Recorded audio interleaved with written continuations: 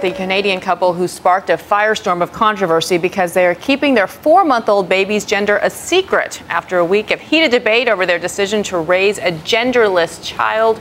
The parents are fighting back. Lindsay Davis is here at the story. A genderless child? Very interesting story. Good morning to Piana. Kathy Witterig, Baby Storm's mother, has become defiant in the face of criticism.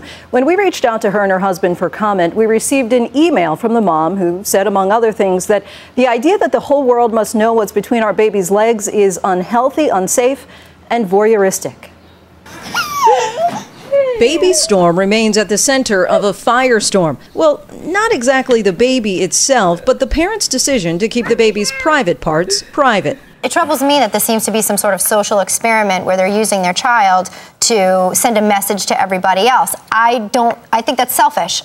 Hundreds of people have sounded off online, posting things like, "I feel so sorry for this baby having such stupid parents," and "This little kid is being treated as a lab rat undergoing experiments." It all started when the Canadian couple told friends the baby's gender is not only none of the world's business, but that they're also not in a rush to reveal the child's identity to the child. Instead, their hope is that Storm will formulate his or her own definition of gender roles instead of the roles often pushed onto children by society. They called it then a tribute to freedom and choice in a place of limitation. Now they're blasting back at critics. In a letter to ABC News, Storm's mother, Kathy Witterig, said the strong, lightning-fast, vitriolic response was a shock, and she proceeded to defend their position. It is demonstrated in research and the day-to-day world that gender stereotyping causes suffering to both men and women, she said.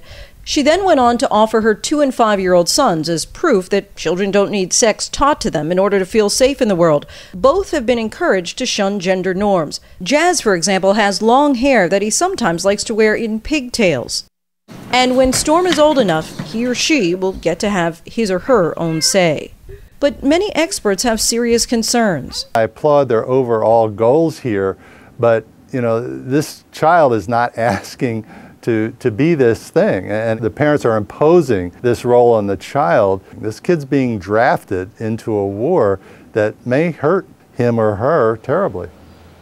Many psychologists suggest that children are not a blank slate, that they're predisposed to be certain ways. But the question then becomes, how much is gender identity influenced by socialization? In this case, it appears that society won't come into play very much. Even Storm's grandparents don't know the identity, whether their grandchild is a boy or girl. But it's an easy way to get out of diaper duty. Well, it's quite an interesting way for them to express their freedom, as they say. They won't be able to do it for very long, though. That's true. Lindsay, thank you for coming in. We appreciate it. And we want you to tell us what you think about this story. Go to our Good Morning America Facebook page or tweet us at GMA.